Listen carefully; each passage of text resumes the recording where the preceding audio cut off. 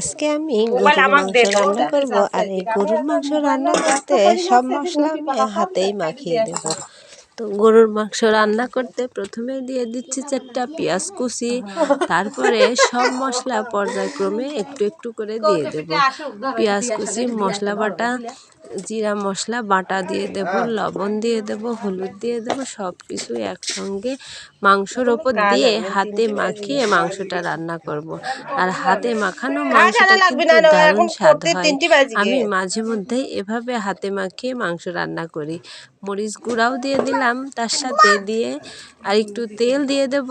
আর তেল মশলা এগুলো হচ্ছে জায়ফল, এই বড় মশলাগুলো কিন্তু মাংসর মধ্যে দিলে মাংসটা অনেক বেশি স্বাদ হয়। আর তার জন্যই আমি দিয়ে দিয়েছি এই মাংসটা।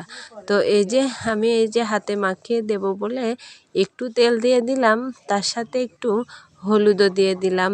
দিয়ে এবার হাতে সুন্দর করে মাখিয়ে ম্যারিনেট করে রেখে তারপরে আমি চুলায় ধরিয়ে দেব গরুর মাংসটা। এভাবে কেউ কখনো গরুর মাংস রান্না করেছেন? যদি না করে থাকেন তাহলে একবার ট্রাই করে দেখে নেবেন। এমন সুন্দর স্বাদ লাগে তা আর বলার কথা না।